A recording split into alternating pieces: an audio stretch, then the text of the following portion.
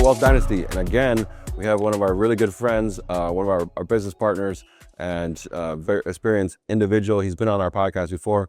It's Kevin Kimbrough.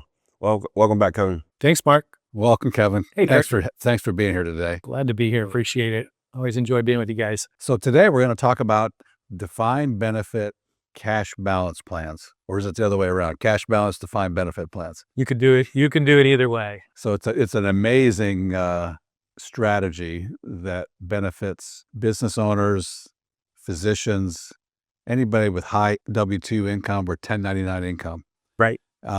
Kevin, you want to give us a little overview of what a defined benefit cash balance plan is? Yeah, it's interesting, Kurt. There was actually an article just last year, March 2025, in the Wall Street Journal, pointing out how many high-income earners are taking advantage of these type of plans because it gives you so much more opportunity to make much larger tax-deductible contributions. So a lot of high-income earners, they're looking for that. They want to mitigate the taxes that they're paying every year, mitigate their taxable income, and that this allows you to do that. So that's really the big sizzle to it, and that's what the Wall Street Journal was talking about, this is almost kind of becoming a little best kept secret for the high income earners. There's a lot of folks out there, even tax professional CPAs, that are unaware of what these plans can do and the flexibility that it can bring in from a planning standpoint, but really offering that larger tax deduction for people that are earning quite a bit of money and looking for an opportunity to put more away on a tax deferred basis.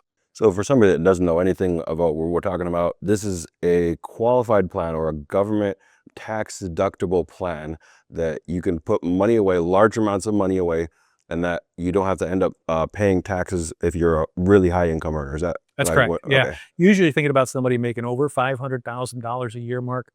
So if they're making that kind of money, they're paying plenty in taxes, and they're looking for every opportunity they can to reduce that taxable income to lower the tax bite, and usually looking to put at least $100,000 a year away in a tax favorable scenario like this type of a plan. Okay. So as opposed to like an 401k or let's say an IRA or a Roth IRA, those all have limits, like $7,000 or $8,000 if you're like in a catch-up period.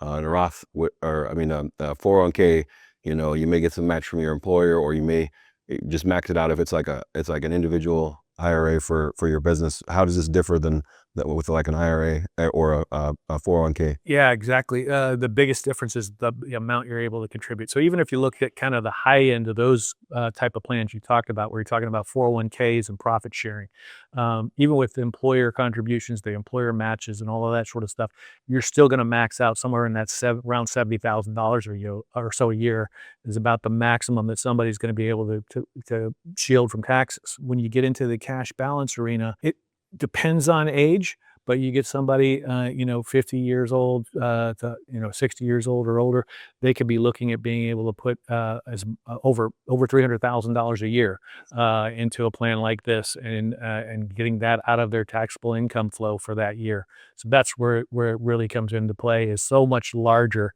contributions going in than what you're able to do in those traditional 401k profit sharing type of plans, and certainly more so than IRAs and the smaller limits that you get there. And there's no restrictions on where they can put this money. They could go into, any investment that they're looking, any qualified investment that they're. Yeah, typically they're going to be invested just like they would. Their investment professional is going to help guide them through that, just like they would selecting the investment options within their 401k. So it's going to be similar options that they would have like that. In a lot of the plans that we do, clients will also incorporate life insurance within the plan. So life insurance can actually own a life insurance policy within the plan on the plan participant. And there's a lot of unique advantages to doing that as well. So why don't you give us an example? I know you've done a few of these situations. You had an example you're talking about a little while ago. You mind sharing that with the audience? Yeah. That's probably the best way to get a good handle on it. Being in the insurance business, I had a financial advisor that I work with give me a call because he had a client that had a $5 million term policy that was on a level premium basis for 10 years. and that policy that the client had was at the end of its 10-year period, and it was starting to see the premiums increase. So the client wanted to get a new policy with a new 10-year level premium term, and I jumped in the process to start getting that insurance in place for him. Found out during the process that this gentleman was a medical professional. He was earning a significant income. In fact, almost $1.8 million a year in his practice. And he actually was 50 years old. He's accumulated a significant amount of wealth at this stage in his life to a tune of about $20 million net worth. And knowing that he's got a lot of earning years ahead of him and a significant earning, he's going to continue to see his net worth grow. He's probably going to have an estate tax issue down the road. Right. So we wanted to get this term life insurance policy in place, but knowing that he was earning that much money, I figured he's probably looking for some tax deductions, additional tax deductions. So I asked his advisor, hey, do you think this client would be interested in something that could allow him to put more money Save back on a taxes, tax like deductible save some basis? taxes. And he I said, think, absolutely. I know that he's always looking for creative ideas like that, so let's talk to him about it.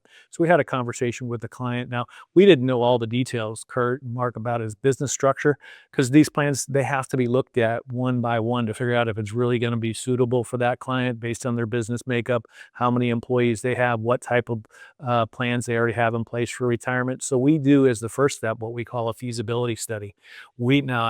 I don't do this. I work with experts in the field, a separate firm that's a third-party administrator that has actuaries on staff, enrolled actuaries that know how to do everything from the actuarial testing, as well as ERISA professionals, which governs the retirement plan space. So just time out just a second. Let's talk about actuarial, what that means, and why audiences want to know about that. Yeah, actuarials are the most exciting guys that you run into at a dinner party. They're usually very exciting, dynamic people because they love numbers and they like to crunch numbers that have to do with everything from how long somebody's going to live to what are the different odds and statistics of certain things happening. So I'm joking, obviously. Sometimes they're not the most dynamic individuals. We like to say sometimes you can tell an outgoing actuary from an introverted actuary because the outgoing actuary is going to be staring at your shoes. The introverted one stares at his own shoes. So they're the more reserved type of people that maybe aren't the most dynamic, but they're really good at numbers. They got their own jokes. And why are they needed in these plans? So they have to be able to do the calculations to make everything fits, make sure everything fits within the structure of the tax laws, what's permissible from a retirement plan standpoint. And then to tell us, based on the age and the contributions, the income amounts, how much can somebody contribute to a plan like this, and tell us how much tax So they figure out how big a contribution you can make. Exactly. That's it. Okay. So they're going to do all the actuarial, and then we do the ERISA testing. Make sure. And so ERISA is the government law that Yeah. governs how we do it. So they do the actuarial testing within ERISA. Yeah, ERISA has to do with the retirement plan laws, how those are governed, and the contribution limits and all the rules that go around anything in the retirement plan space. So we do testing from both regards to make sure this is going to be suitable, which we got the results back for this particular professional, and we showed that, we could put over $300,000 a year additional going into this plan for this doctor, and we were able to see that actually for every dollar that we were going to put into the plan, 92 cents of it went to benefit him. Now he has to make some contributions that are going to go towards employees, and we figure out which ones we're going to contribute for. But for every dollar that he's put into the plan, 92 cents is going to be for his benefit. I mean, yeah, when you run the numbers and you show a comparison, like this is 300,000, you're paying 8 cents, from this to employee benefits, which is another potential deduction, for your business. Like that's a win-win for everybody across the board. Yep. So yeah. Yeah. So he was able to do that. We're using that strategy and able to put that much money in because he did want to incorporate life insurance into the plan. So we designed it so that he was actually funding a life insurance policy for the first 5 years of the plan with part of the contribution. In this case, a little over $150,000 a year. So he's putting $150,000 a year for 5 years into a policy, and the projections that we're running on the policy show the policy will be fully funded after those 5 years. It was providing about a $6.2 million death benefit that he's purchased with pre-tax dollars inside that cash balance plan. Now, what we've designed as the strategy is that at the end of those 5 years, he's actually going to work with his estate planning attorney to have an intentionally defective grantor trust established. And then he's going to fund that trust with dollars that are outside of the plan. And he's going to put some dollars into that plan so that trust can purchase the life insurance policy from the plan, getting out of the plan. Now, the dollars that he's funding it go into his retirement plan, his cash balance retirement plan, and the policy comes out and is fully funded in his trust. Now, the interesting thing is, and this is where you get some additional leverage because of this type of planning, is that when the policy comes out of the plan, I mentioned he was paying over $150,000 a year for 5 years. So that's over $750,000 that's gone into the policy. But we actually buy the policy out of the cash balance plan at what the IRS considers the fair market value at the time. Now, the fair market value that the IRS puts on, in this case, we're using the interpolated terminal reserve, which is a function of what the cash value is on the policy, a little different than the exact calculations for the cash value. But the significant thing is it's a huge discount compared to what he's actually put in.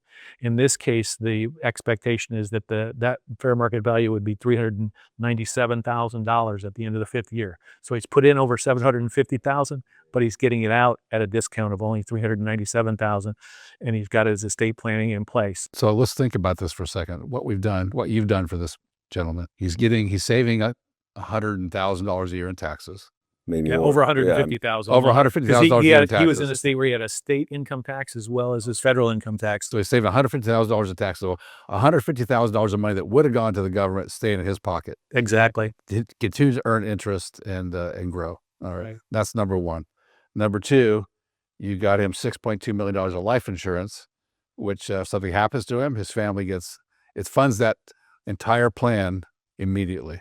Yep. Okay. And that's also, most of that money would come out on a tax-free basis, income tax-free basis to his family. That's correct. Okay. Number three, you set up an asset inside the plan that he can then purchase out at a big discount. That's right. Okay.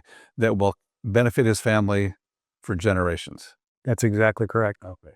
There's more to it than that, but those are like Yeah. 3 biggies right off. I've seen right off the top. Those are the big headlines. Yeah. But you're exactly right. You're hitting all those things that for people in the right scenario, they go, that makes a lot of sense. Yeah. It makes a lot of sense for all the things. You could also, this particular scenario, guys, the motivation was that client was just about, I'd already begun talking to his estate planning attorney about doing planning for estate taxes, knew he wanted to have life insurance in place to take care of some of that, provide for his family.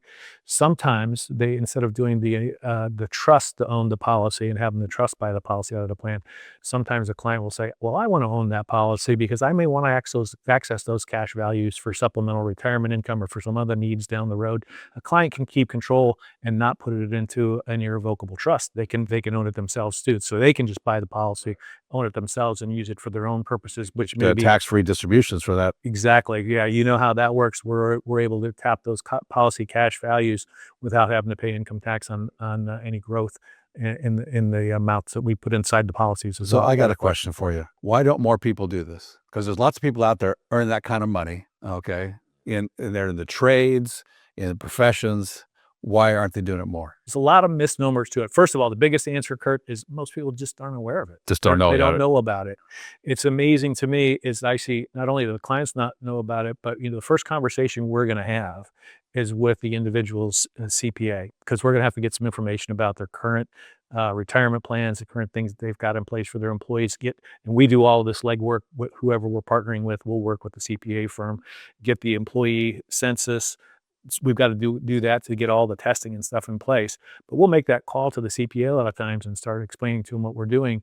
And it's not uncommon that the CPAs are even unaware of these type of plans. Option. They're just not even aware of it. And certainly when we bring in the life insurance conversation as well, they're not aware that you can incorporate life insurance into this type of a plan. So it's just that people aren't aware of it. The second thing is there's a lot of misnomers too. People think, that's a defined benefit plan. I'm going to have to be locked in on a certain number of contributions for a certain number of years. There's no flexibility. The way the plans are set up in this day and age, You're not locked in the way you are with the old historical defined benefit strategies and that sort of thing. There's a lot more flexibility. You can skip years, you can vary the funding and that sort of thing. If your business has cash flows that, might change from year to year, not always consistent, you don't have to be worried about being locked into something. So this is like the biggest secret this is like one of the biggest hacks to save money on taxes for people that are ultra high income earners or pretty high income earners. I mean, what's kind of like the lowest threshold for somebody to be in the ballpark for, what's the low end and the high end for income earners to be able to qualify for a plan like this? Yeah. In terms of the low end, probably we're thinking somebody that's going to be making over $500,000 a year, somebody that wants to contribute at least $100,000 to something like this. So they've got to have the free cash flow to do it, and then have that top line, be significant enough that okay, we can fund something like this. We want to fund something like this for the tax benefits. In terms of maximums, there's not really a maximum in terms of somebody's earned income that's going to cap them out where this wouldn't make sense. There's limits based on their age, how much they can actually put into the plan. And then there's also limits in the long run about how much you can actually have in a plan like this. The At some total point amount, down the yeah. road, we're going to have to We've take the reached money max that's in. funding. We don't want it to be max funded.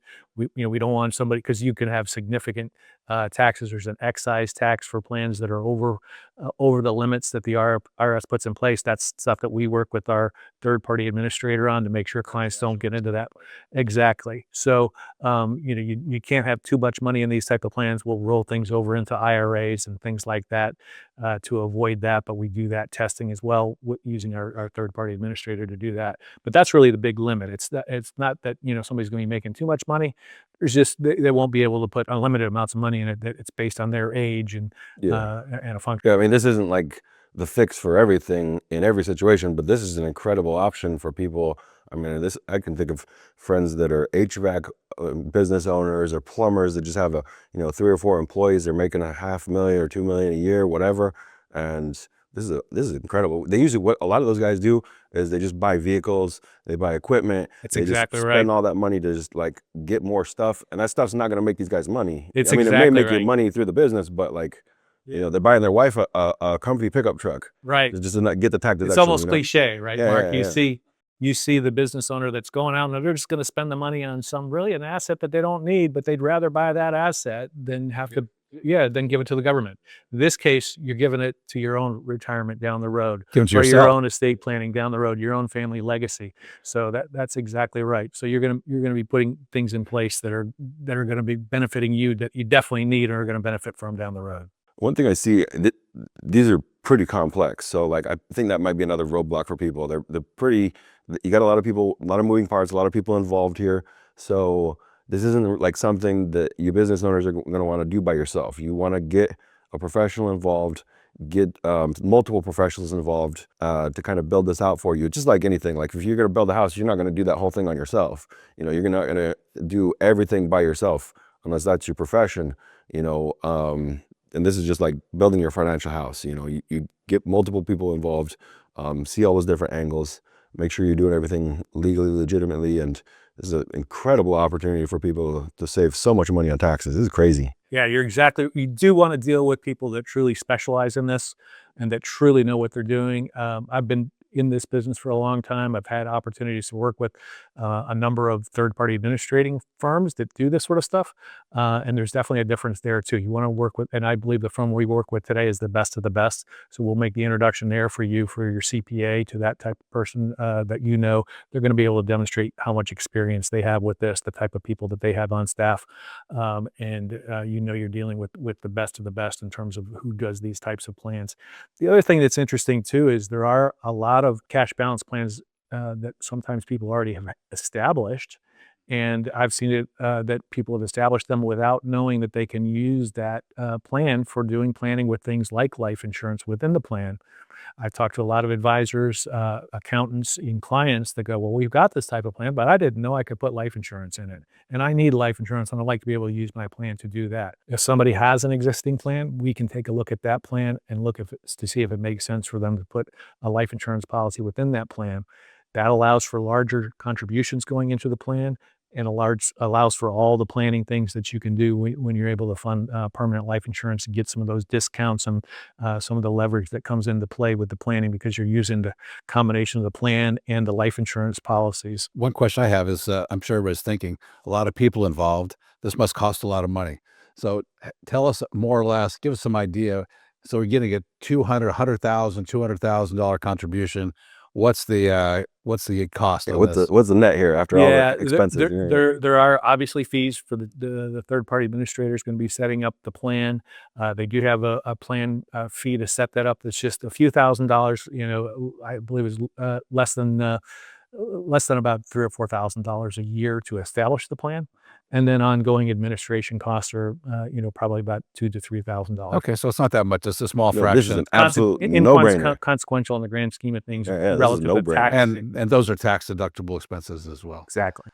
Yeah. Why would somebody not want to do a plan like this? What are some of the negatives? The biggest thing is, you're not going to want to do this plan if you just don't want to commit to, I'm going to be saving money for the long term.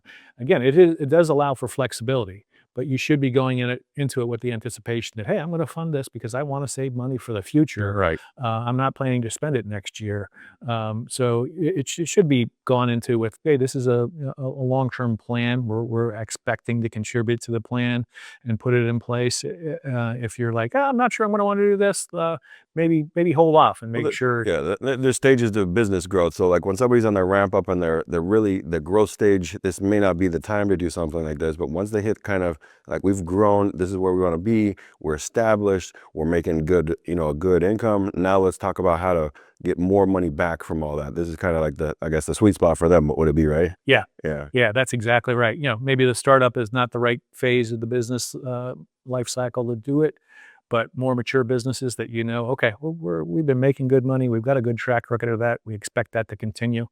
That's exactly the right type of business that you're saying, okay, this makes all the sense in the world. And ages. I know you don't do this for 30-year-olds typically. Yeah, you don't typically. You can at the younger ages. You're going to be able to contribute a lot less because of the math, the actuarial math, and all that sort of stuff. So you're topping out in that 50 to 60-year-olds, or the one that I was just pointing to, a little over $300,000 a year was a 50-year-old. You're probably going to go down in a range of the 40-year-olds are probably going to be in the $200,000 bracket, 150,000 or so. Just the younger you are, the less you're going to be able to. Because you have more time to put it in. Yeah. But that's still something. I mean, it's still, on a relative basis, it's probably just as significant for that younger person. Right. Oh yeah. Well, yeah, because you have more time to have it grow. It'll be huge. I mean, what the time money? Time value. Time value of money. Yeah. So my next question is, can you, once you set a structure up like this, and if somebody is in a place where they could do premium financing, maybe through the trust or however, could they use the money that they've set aside in these plans to do a premium financing for a life insurance policy so they can save even more on that? Usually you're not combining those two strategies. Usually you're going to. Would that ever make sense, or is that's not even? Nothing. I can't even imagine that making sense. Yeah, I don't think so. Wonder if for additional life insurance outside the plan. Okay. Because you can't really borrow the money to put the money in. Yeah. Because it's a tax deduction. For sure. Yeah. You can't loan money against qualified money. Correct. Yeah. Good question though. Yeah. I mean, somebody probably thinking stuff like this, right? Write it in the comments. Right. So what would like the process be if, let's say I'm in a place, I watch this and I'm like, I need to talk to someone about this. What is their next step? What do they do first? Yeah, reach out to you guys, to us. Let's start with just that feasibility study. And you go in with an open mind saying, it is simply that. Is this even feasible? That's the definition of a feasibility study. Does it make sense? Is it something that's feasible given the circumstances, given the facts? So let's start there. Let's just take a look. You don't have to, make a commitment to have a feasibility study done. It just takes a little bit of time working back and forth, probably with your accountant, to get the employee census, to get the details on the current plan that's in place, and to do that feasibility study to come back and say, yeah, this is what it looks like. And under the fact pattern that you have, this is how much you could contribute, how much you'd have to contribute for your employees based on the number of employees you have and how you're paying them. And then you begin to evaluate based on the feasibility study results. Does it make sense? Is it something we want to do? Does it still hold appeal to us? So it's really just well, do we want to kick the tires and look into it or not? And does that feasibility study, does that cost? That's what costs? Nope. That's nope, free. no cost for that. Oh my Yeah, goodness. we You can- guys need to get on this. You need to get on this. This is crazy. I mean, just look at it. I'm like, that would make sense, you know. Save 200, 300,000. So in yeah, this taxes. is great for all sorts of folks that we got to get the word out about it. Yeah, that's really the issue. Get the word out and know that it's you know, it is becoming more and more common that people are doing this, and every step along the way we are going to work with your other professionals. You always need to consult your own tax professionals, your CPAs, your attorneys, and they'll be involved in the process as well. So you're going to have multiple advisors weighing in as to whether the strategy is feasible for you, if it's right for you, if it's something you should consider doing.